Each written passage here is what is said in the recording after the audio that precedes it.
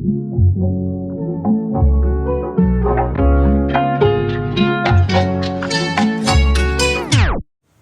bom dia, galera. Tudo bem? Bem-vindo do Brasil to our third podcast in English from Onderwegs daheim, the Swiss, German and English podcast from Larissa and Eric. Eric just welcomed you in Portuguese because we're in Brazil, in a new country, and we spent here the last 3 months, and that's why we thought it would be a great idea to give you an insight, what we experienced, how we like Brazil. And just a little side note, probably if you like watching the video, you can see like the band-aids on me. I just got some fresh ink under my skin from yesterday that I need to protect from the sun. So I did not get hurt, shocker. It's just new ink. Yeah, so it was time after India and the Philippines to do a new episode in English for all you non-Swiss or non-German, Swiss-German speaking folks out there.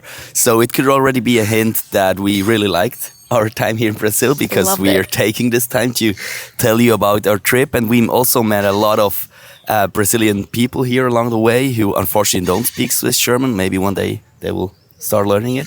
No. But they all follow us on Instagram and comment and like everything, even though they don't understand everything. Exactly, so that's also a good reason why we wanted to do this one in English, to get you guys from Brazil and the people we met also in Brazil who were part of this trip insight from the last 3 months, and give you a chance to see what we're doing actually in our Swiss German podcast, to give you an insight. And we're going to do a quick review, yes. How quick that could be, but from the last 3 months we did here. From one side is like the route we did, where do we go through, which places we visited, and the other thing is going to be we have some questions. We prepared some questions. Yes, we thought it would be like more exciting to play a game with each other than just like explaining from place to place what we did and what we experienced. So let's start with, where did we start? Yes, a little side note. Even though now you can hear and understand us, we have every episode who is in Swiss German on YouTube. There is also subtitles available, which they are pretty okay meanwhile with the AIs. So just translate it to your language and you will be set. Exactly. Second side note, we are in the middle of Itacaré, a little village in Brazil. And right in the center, the main road is next to us, so you may hear the birds and also an old-ass truck. Yeah, an old-ass truck.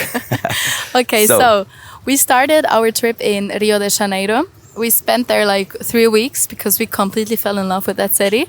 A bit more to that later on. After that, we went to Recreio. That's where we met Luca the second time around. Yes. After Mexico, we met him in Mexico, and he texted us when he saw that we were in Brazil. Hey, come to our place. I have a hostel here. I have a surf school here. We did that and spent over a week with him, which was a really nice time. He showed us so much stuff, and this place, Luca, thank you again for the time so much. We were able to spend with you, and looking forward to see you at some point again. Absolutely. Hopefully. From Recreio, which is a really good place to surf. It's close by to Rio de Janeiro. Well, it's actually part of Rio de Janeiro, like 45 hours outside. 45 minutes, not hours. 40, even though that would be a normal distance in Brazil to cover 45 hours from one place to another. No, it's a bit outside from Rio de Janeiro, the main city. And from there, we took a bus to Sao Paulo. It was a really short stop because we wanted to head up north. Because we started here in winter time, so the more south you go, the colder and the rainier it gets. That's why we opted to go up to the north. And we flew from Sao Paulo to São Luís. We cannot tell you much about Sao Paulo because we basically just slept there to catch our flight the next day. And then we went up north, as I just said, to São Luís. After São Luís, we went to Barreirinhas or Lençóis Maranhenses. We're gonna tell you about each place like later on. We're just gonna pinpoint the names that the place that we visited. So the next one would be Xeriau-Cocora. Then Fortaleza. After Fortaleza, Pipa. Yes. After Pipa, Salvador. Salvador, yeah, that's true. And quick stop in Recife, but also just like stop. Transfer. Exactly. After Salvador, Itacaré. And yeah, tomorrow we're heading back to Salvador to then go in a week to Lima, to Peru. Yes, that's like what we did in 3 months. It I know doesn't seem like a lot. it doesn't seem like a lot, and you probably can cover this route we did in probably 4 to 5 weeks. Yes. But yeah, we're already over a year now into our travels. Yes. And we just felt like we're gonna stay at every place like almost 2 weeks. So that's why it took us so long to cover this route. But it's like what we needed, and that's why we can give you like a very good insight of each place because we spent so much time. It was just for you, not for us. That's true. So let's start with the game. You want to We start? have 19 questions, and we have cards here, 1 to 10 and 1 to 9. What's the black ones? What's called in Spade? English? Spade. Yes, the spade's gonna be the 10s. So if I pull the 9, it's gonna be the 19, and the heart's gonna be just like an 8 is an 8. So just like Okay. for you to understand. I'm gonna let you pull a card, and then we're gonna start with our questions, which will probably cover most of the stuff we Yes. experienced here in Brazil. And if it gets too repetitive, we just like don't answer that question again.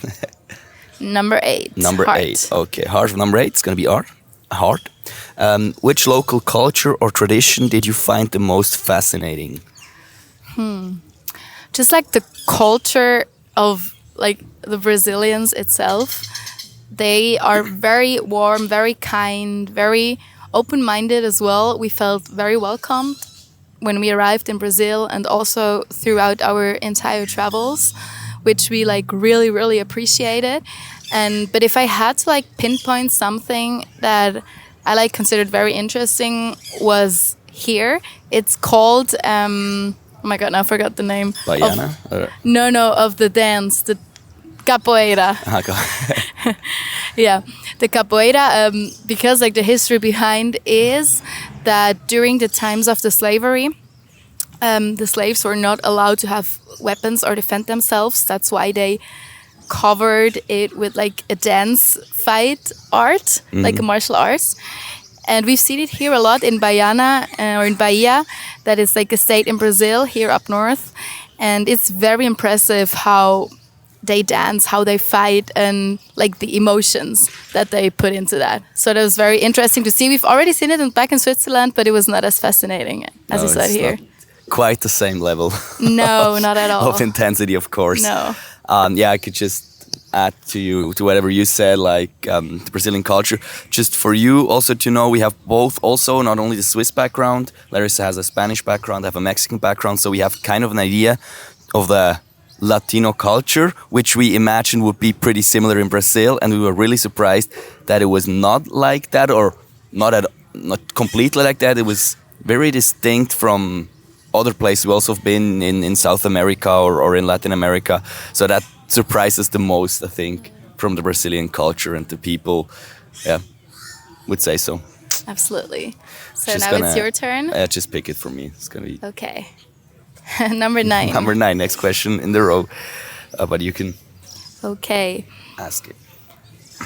What's one thing you wish you or we would have done differently? One thing is probably started to learn Portuguese earlier. We started like a week before we entered Brazil, also because we just knew that we were going to come to Brazil a week before we came to Brazil. We were in Costa Rica before. So, that's why we just booked it and then we started to learn it immediately. But it would have helped probably to learn it a bit ahead. Our Portuguese level is right now, after 3 months, quite all right for just learning. My English level is getting down. Yeah, we just learned it with Duolingo. It's an application, and just talking to the people here. Do you like spiders on your microphone? Oh yeah, and for us it's also a bit easier because, as you just said, we have like Spanish-speaking backgrounds. So I think it's easier to learn or start talking Portuguese if you have like Spanish background. But even then, it's quite a different language. I would say they were way lazier because like most of the words are based on Spanish words, but just shorter. Like a little example, like the word color, like color, they just made out door. dolor, which like means pain. It's dor. So they just take out a lot of words. Yeah. The article el, I, la, It's just A and O. a and o. So they just Yeah. really cut it down, and a lot of words have the same meaning. So it's just like they really broke down the Spanish and have a lot of French words also in it. I would say the Portuguese language. Yeah, it's just And another the sound is Latin. Italian. I Yeah, think. it's just like another Latin language, but it's still quite different, like pronunciation wise, Yeah. of the languages we speak. But we love the language. It's beautiful. It's quite different to the Portuguese from Portugal. It's softer, I would say. Yeah. It sounds like more It's melodic. nicer, more singing. Yes, for sure. But really different also from state to state you go. We can now at least figure out if somebody's from Sao Paulo Yes, because they have a really funny accent. They sound like an American speaking Portuguese. person. Yeah. For speaking example, Portuguese. like porta means door, and from Sao Paulo I say porta. Porta. Porta, Yeah, exactly. which is funny. So, next question. Yes. Number 3. Number 3. How did you experience the Brazilian culture? We kind of already answered that, but I can dive in a bit deeper. The Brazilians are, as I just said, like very open, very welcoming, and they love it when you try to speak Portuguese, even though they realize quite fast that you're not a native speaker. But they still appreciate Even it with a your lot. shirt? What? Even with your shirt, I noticed Even that. with my shirt. The funny thing is, even the Brazilian people, they're so like proud of their nationality. So you see a lot of Brazilians walking around in this shirt. And to be fair, I got asked the most if I'm Brazilian wearing this exact shirt. Because it's funny, if you would see somebody in Switzerland wearing a Switzerland shirt, Yeah. for sure he's not Swiss. For sure. Unless it's like maybe a football game going on, a national Mm-hmm. football game. But unless that's like, you're probably not Swiss. Yeah, yeah, yeah. And other than that, also the Brazilian like backpackers, travelers, they love to engage with you. They love to show you their culture, to show you like where to eat, how to dance, where to dance, what's their music. So they're very inclusive. So Yes. you feel very at home here. Yeah, they're That proud was of like it. a big part why we stayed for that long. Yeah, they're proud of it, but they also are proud to show you Yes, the food, their the culture, the dance, the language. Yeah, also like they usually don't really care if you don't speak English, so Portuguese and only English. So they just speak Portuguese because you're in Brazil, so you gotta speak Portuguese. And yeah, Yeah. that might be hard if you don't speak any, but if you do speak some, it kind of feels nice because you It feel opens more the included. doors. Yeah. Yeah. And also talking of that, the Brazilian, like only 1% of the Brazilian population speaks another language besides like Portuguese. And we expected like the Brazilians to probably speak more Spanish as they are part of Latin America, but the country is a continent by itself. It's huge. They feel the country itself feels already quite different from the other like Latin American countries that we visited so far. So that's why probably they do not feel the need to speak another language because they can just stay in their own continent and speak their own language, which Yeah, I get. To be fair, the most borders are so far away from the people. They live in the 3 big cities, Sao Paulo, Rio de Janeiro, and Salvador, are all on the East Coast and so far away from any other borders. So I get it. There's For no sure. proper need if you just stay in Brazil Yeah. to learn another language. Makes sense. Is it your or my turn? My turn to ask. Well, you asked me the question. Yes. Number 4. What was the best food you tried? Gotta mix these cards up. We're just getting like the red hearts. That's true. The best food, like the one who surprised me the most or the most distinct, was probably moqueca. Try to say it correctly. Moqueca, which is like a stew. Is it a stew? Yeah, stew. It's the word. Of shrimps with saffron, coconut milk, and some other ingredients we didn't know before. Like or, red and yellow pepper. yeah, stuff like that. It's kind of a mixture of between a Thai curry and a paella, with the spices of a paella, with a lot of sides, like rice, beans, farofa, another kind of thing I don't know what it is? Like the creamy yellow. I don't know what it stuff. is. It's like curd, but it has the same taste as the moqueca itself. Yeah. But it's like slimy-ish, kind of. It kind of looks like the leftovers from the moqueca from It does. yesterday. It does. Just cooked up. Yeah. But I would say that's probably the most. And what is farofa? Farofa. Okay, you're challenging me now. Farofa is like kind of not flour, but grained Manioc? manioc. Yeah, which can be like roasted probably a little bit with maybe bacon or garlic or onion, which is kind of their topping they put on Love meat instead of a sauce. Yeah. Yeah, they usually don't have like for the meat they don't have like a ketchup or some kind of barbecue sauce. They have the farofa, which is like really tasty and makes it like paniert. Makes it like a kind of a chicken. What's the chicken nugget skin? Yeah, what's it called again? Crispy. I just forgot. Yeah, but it gives you like this taste like a chicken nugget, like this crusty, crusty crust. Crusty burger. No, but yeah, it's basically, as you just said, it's like manioc flour roasted, and they put it onto everything. I love to put it over my salad, so it gives it an extra crunch.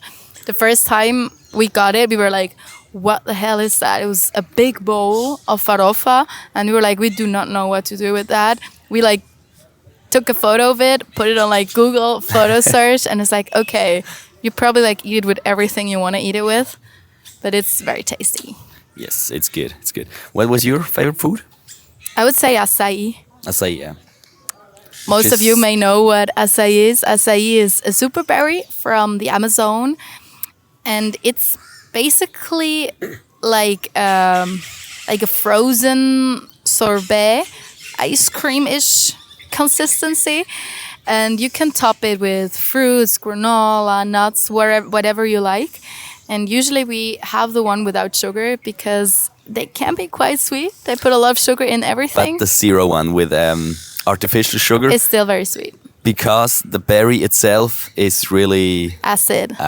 Yeah. So we wanted to try it or you wanted to order it once, and she really asked, "Do you really want it?" Because it's really acid. Try it. So yeah, I think it needs some kind of sweetener, either honey or dates or cane sugar, whatever. Cane sugar or something, or artificial Mm-hmm. sugar or stevia, yeah. But it's very, very refreshing. We basically ate it every day here, and that's something I'm gonna miss a lot.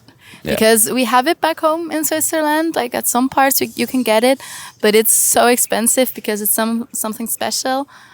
But here you get like a proper açai for like $2 to $4, I'd say, US. Exactly.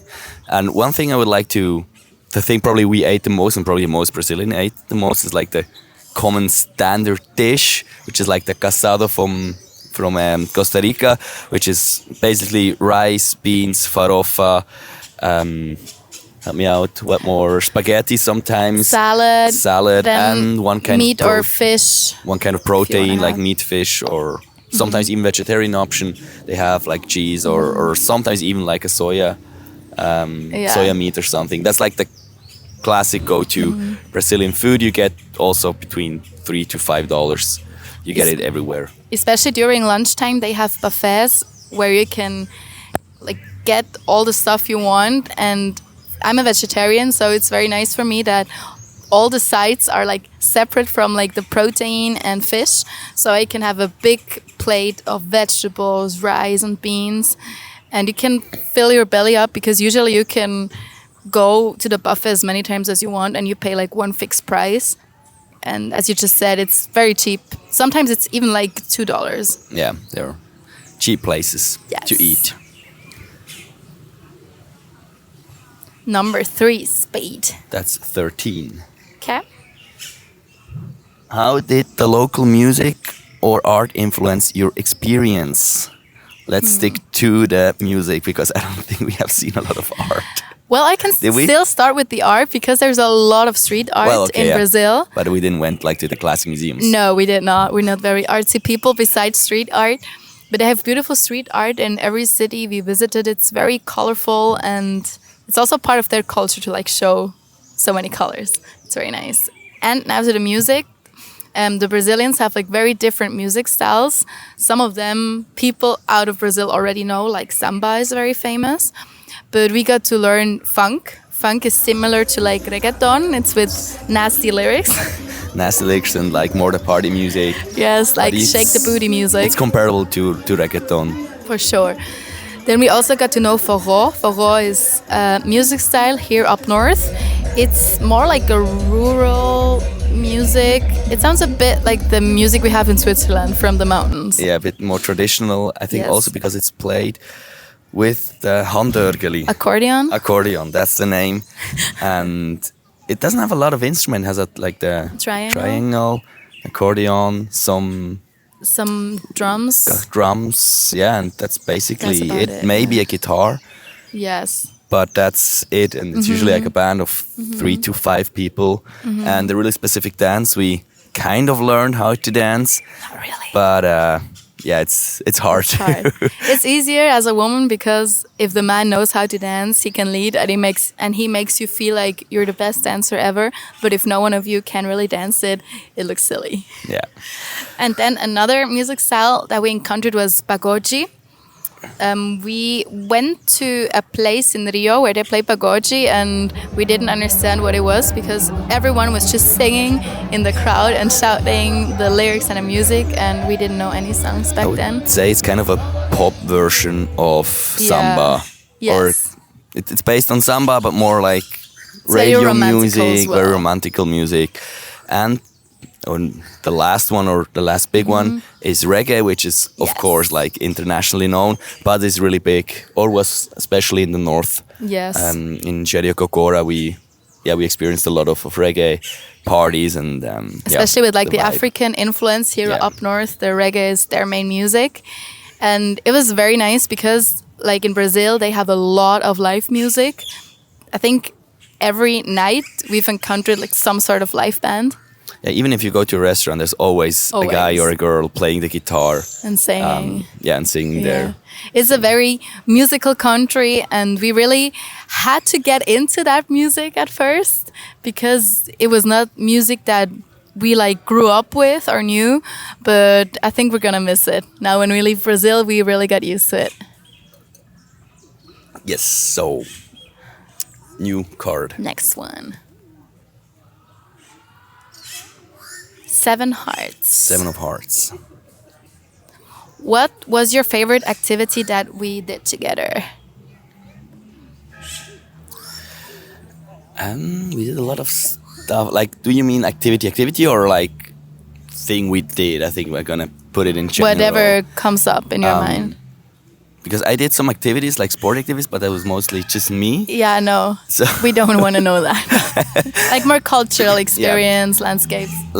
So then I would like to point out Lençóis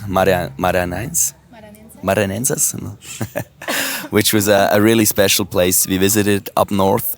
It's close to São Luís. That's where you fly to, and then you have to take a bus for like 5 hours until you arrive in Barreiras. Right? I will put the names in afterwards so you can look it up. And it's like, I don't know how to say it. Like it's a big ass desert with sand with like little lagoons in it. And the lagoons, they come from the rain. They just are there for 2 to 3 months after the rainy season, and then they dry up. And just look at the images. It's hard to describe by words, so it felt like we were on another planet because there were a lot of dunes where you could walk and kind of get lost as well. And after every little dune hill you encountered another lake, even though we were quite late, so a lot of the like ponds or lakes were already dried out. But it was like astonishing. It was very, very beautiful, and definitely worth it to go visit, but check like the months when to go. I think rainy season is until June, so it starts to get good in July, August, and then September we were beginning of September we were there, and so it was already drying up, but still okay. But if you plan to have 2 months in Brazil, start in July, for example, start up there. For sure. So it's the best. There are a lot of tours. Yes, it's touristic, but it's so big, so it's just like... It's worth it. so worth it, and there's enough space for everybody. And we only visited one place. I don't remember like the exact name that we went to. I think it was like Blue Lagoon or something, and Lagoa Bonita. Yeah. And there are different places, different cities in that dune desert that you can visit. We only did one tour, but if you have more time or want to see more or want to spend more money, you can spend some days there and visit every place. Okay. Just let you know, we are at halftime now. Thank you. Number 8, Spade. 18. What aspect of Brazil's nightlife did you enjoy the most, Larissa? The Brazilian nightlife had to grow on us a bit because as we talked about the music and a lot of it was like samba, forró, and we do not know how to dance to that. But as soon as we got in touch with like other Brazilians who really started to like the music and the nightlife, especially when there's a DJ and there's some like reggaeton, funk, samba mix playing. And the best thing about the nightlife, I would say, are the caipirinhas. Caipirinhas is their true. national drink. It's made with their local liquor called cachaça. It has some lime juice and ice, and that's basically it. They just shake it up and sugar, and which is lots an important of sugar. ingredient Sure. to be able to drink that Yes, cachaça. like either syrup or just sugar. Otherwise, it's very acid. You cannot drink it. And they are so cheap, so you can get a caipirinha for, I'd say, $1 to $2. Depending where in the clubs, maybe $3, but It's still so cheap. And you have 3 of them and you're like good to go. So like the mix between the music, the people and the caipirinhas is just amazing, and we love the nightlife here. yes. So the next one's for you. 14. This is 14. We basically already like answered that, I guess. That's So true. we Let's skip that one. skip that one. It was a question about the beautiful landscapes, and we just we already did that. did that. The ace. So- Which one number is that? Number 11. 11. We also like visited a lot of coastal villages and beaches. And do you Basically have only. one favorite beach? Sorry? We basically only visited coastal places. Fair enough. Okay. But which one was your favorite beach that you remember? Like not from the beauty, but from the surf aspect, I would say the beach in Recreio, because it was a huge beach with a lot of waves, and so for me as a beginner intermediate surfer, it was really nice to surf there because I had a lot of options to avoid the crowds, which is kind of important at the beginning to catch any waves. And the second beach, I'm gonna give it to you. I would say Prainha Beach here Yeah. in Itacaré. Itacaré has like almost the most beautiful beaches in Brazil. It's also very known for its beautiful beaches. Not the beach like next to Itacaré, but a bit down south. There are lots of beaches where you have to hike to.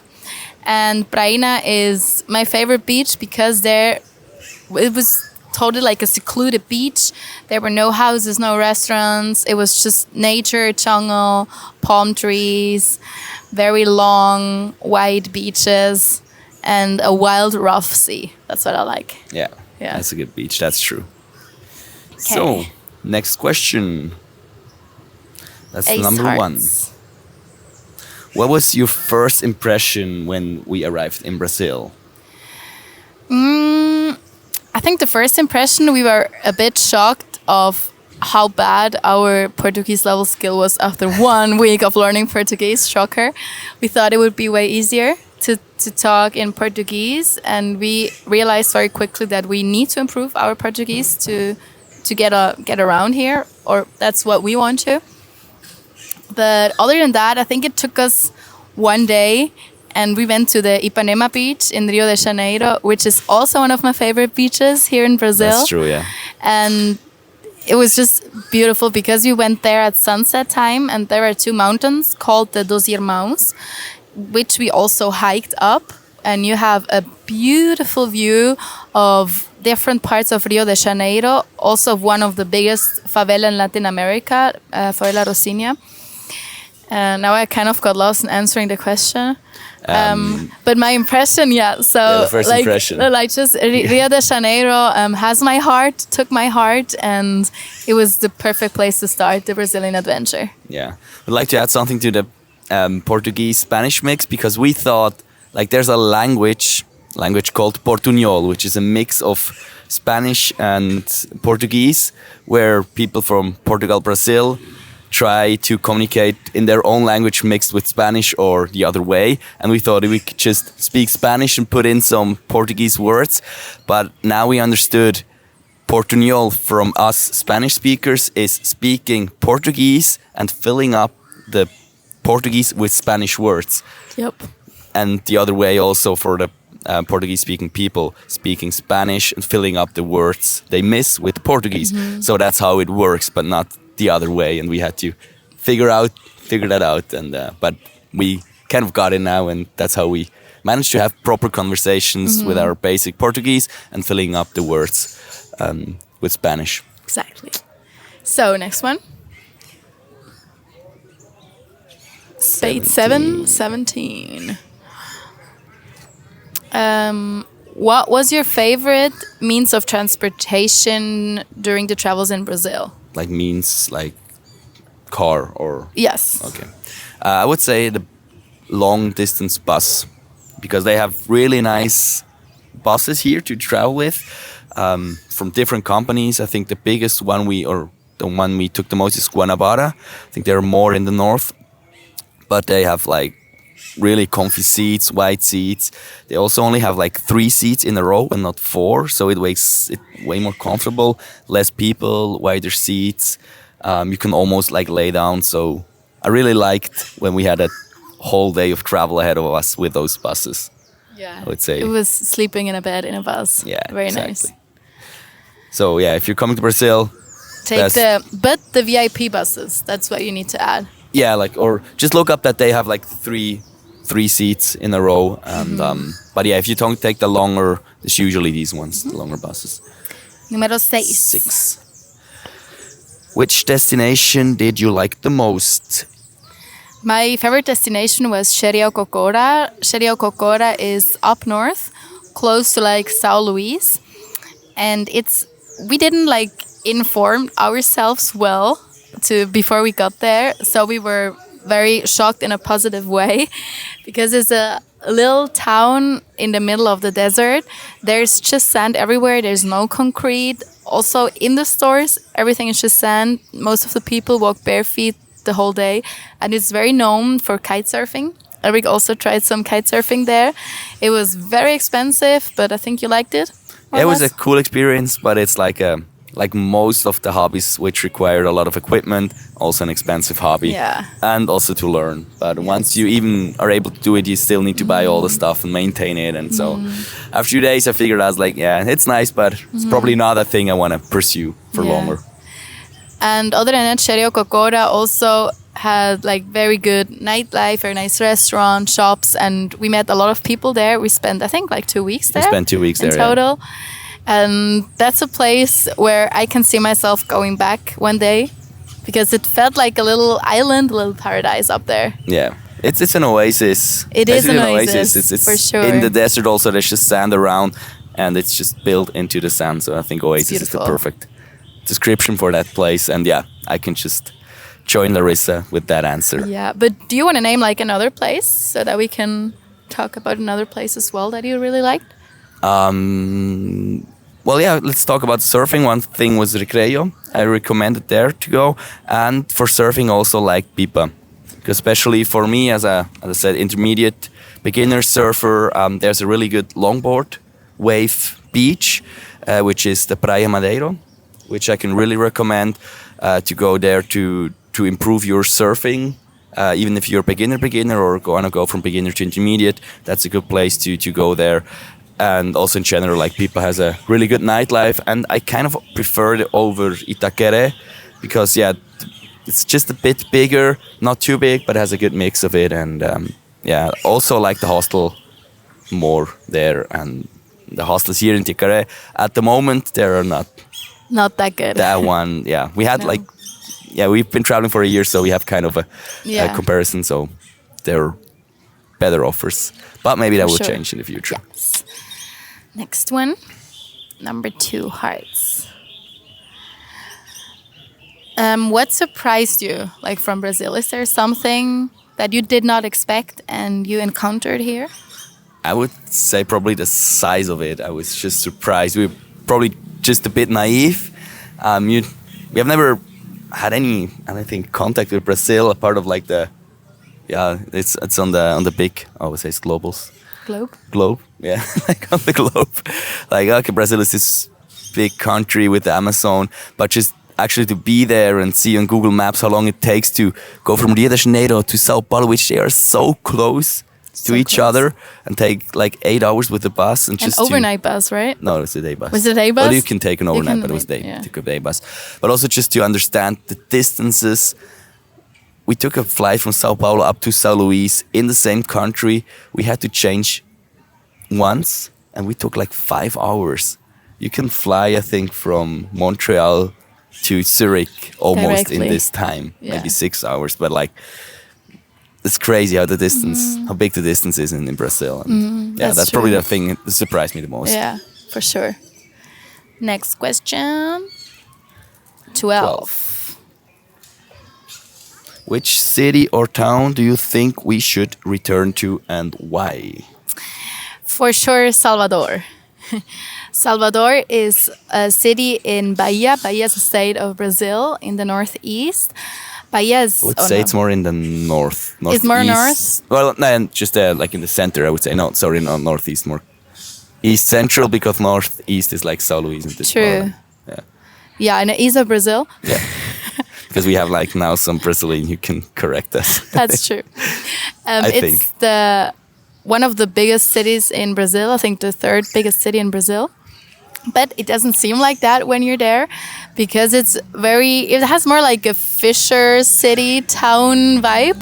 There are different quarters. For example, Barra is where the famous lighthouse is, the beautiful beaches, the nice bars, restaurants. And then you have Pelourinho. Pelourinho is the UNESCO World Heritage Site, has beautiful old colonial buildings. And you have Rio Vermelho, which has a vibrant nightlife. So you have different parts of the city, and they are more or less close to each other. Depends, like 10 to like 30 minutes, I'd say. And I just really like the vibe there, because it has a lot of influence of the African culture. Not only in like the people, how they look, how they act, their music, also their food, and just the way of life felt different than other places we visited. And we also heard that in Salvador there is the most like ancient carnival of the world, because everyone knows Carnaval do Rio, but it originated in Salvador. And yeah, let's see if we are able to go and visit that. That would be on our list, would be a plan in our future, but we'll see. Let's go to number 5. What industry would you recommend, like for 3 to 4 weeks? What was the word? What, did I say it wrong? I know. I also have a problem with that word. I don't know. Like itinerary. Itinerary. I think I always say it wrong. Like, where would you go if you have like 3 to 4 weeks time? Yeah, I'm gonna do it quick. Probably it's gonna be our route: Rio de Janeiro, Itacaré for a few days, Salvador, Pipa for a few days, Jericoacoara for a week, maybe Fortaleza to make the trip a bit shorter, from Pipa to Jericoacoara, and yeah, Lençóis Maranhenses, if the season is right. And yeah, you might take some flights, because in 3 to 4 weeks you probably don't feel like taking a lot of overnight buses, but that's probably the route I would recommend you to do if you're looking for beaches. If not, you have to ask somebody else. Especially if you go in the months from, I'd say, July to December, because we went here in their winter time, and if you go in summertime, you can also go down south to like Florianopolis, Barra Grande, and whatever is down south. We don't know because we have not been there yet. Yeah. But they're also beautiful places. You can spend here easily 6 months if you have time. Yeah. Number 15. how did we manage our budget through the trip? Like how much we spent? Yes. I think we looked it up yesterday when we wrote down the questions, and it's more or less like 4,200 US dollars per person for 3 months, Yes. Which is not a lot, to be fair. Just quite alright. You could Spend way more. spend way more, also less. Yes. But yeah, we kind of had like 50% of the times we had the dorm, 50% of the times we had the Airbnb, which was basically the same price, because Yes. if you're two people, you can split it and usually get rooms for $20 to $25, and the dorms are between 10 to 15, so that's makes it even. So yeah, for food you can easily get around for $10 a day. Yeah, and the transportation also is not that expensive unless you take flights, and that's what sometimes makes the trip a bit more expensive. Yeah, exactly. Number 10. Which interaction with locals stood out the most to you? I think we can. Sorry, a bird just pooped in front of your feet. Ooh, That was a close that was one. close. Let's see if I can do a slow motion of the poo falling. Oh, yes. Yeah, I think there are 4 people for us which showed us, one part the Brazilian culture, and the other part was more like the location, and we learned a lot of them. I'm gonna talk about Luca, who showed us in Recreio a lot of stuff, which already mentioned, and the other person was Camila, who showed us in Salvador a lot of places. We had a really good time with her because she's gonna move there also, so that's also really cool because she was there also before, and so that was a cool time. For you? And I would say Barbara and Leticia. Yeah, I had That's these two in mind as two well. girls we met in Sherry, and Barbara also came to Pipa to like spend some more time with us. They're 2 Brazilian girls. Leticia is from Brasilia and Barbara is from Sao Paulo. And they also showed us so many different aspects of the Brazilian culture. And I really appreciated their time. They were both so kind, so warm, and I would love to see them again. Yeah, I think that counts for a lot of other people. Yes, for sure. Also for Camila and Luca, but just like for a lot of not only Brazilian people, but people who met along here. We could make a whole list, but just probably the 4 persons who influenced us the most on this trip. I'd say so as well, for sure. Because it was also like language-wise a good connection, easy to understand. Like we had good conversations with them, and that's probably helped us a lot with our Portuguese. For also. sure.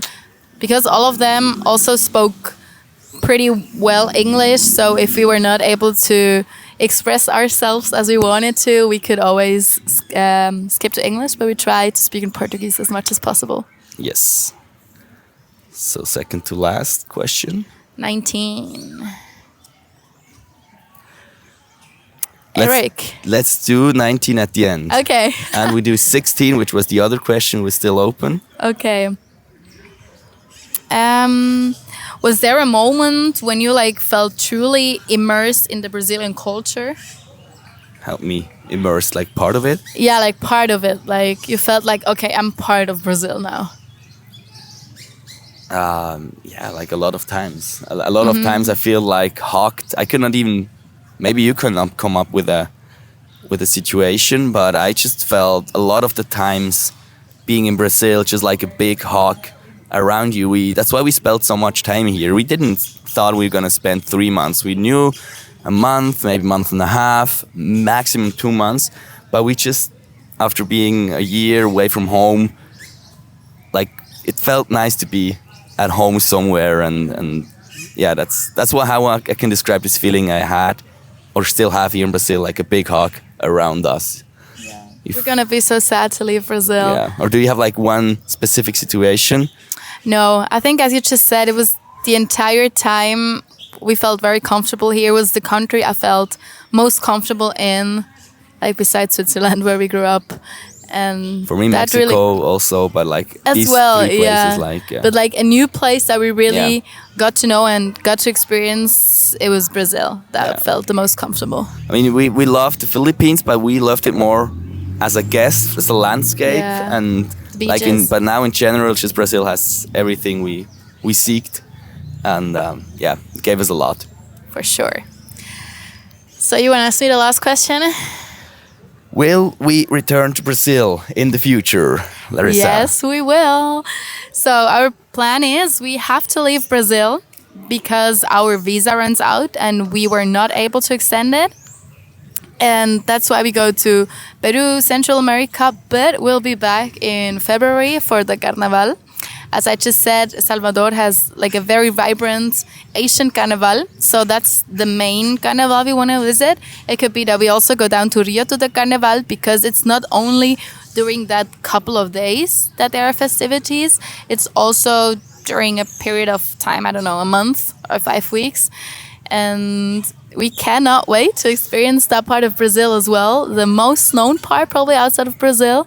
And we still have lots of Brazilian friends here that we cannot wait to catch up during that time. Yeah, we have several reasons to come back to Brazil. And yeah, if everything goes right, we hopefully will be back in February. And it will be our last stop before probably, heading back home. Yeah, it's going to be probably the end of our trip. Yeah. Yes. So I hope that this way of like explaining our experiences was not too messy. I think we did not get like an insight of every place we visited, and that would have taken up way too much time. If you feel like you want us to like really talk about every specific place and to give recommendations, please text us or contact us, whatever. We will gladly do that. But it was more to show you how we felt being in Brazil for 3 months. Or just look up the episodes on YouTube, put in the subtitles, change it to Portuguese, Spanish, whatever language you feel like it to reading. And so that's there we wrap. have like 9 or 10 episodes about Brazil, like in general. Yeah. Okay, no, that's a wrap now. That's it. Yes. Yes, thank you so much for listening to us and watching us. I hope you enjoyed it. And we'll probably be back with another English episode. We don't know from where, when, but Maybe. we'll see. Cannot promise. But like I said, there's also YouTube with the other episodes. Just check it out. Okay, have a good week. Thank you. Bye. Bye.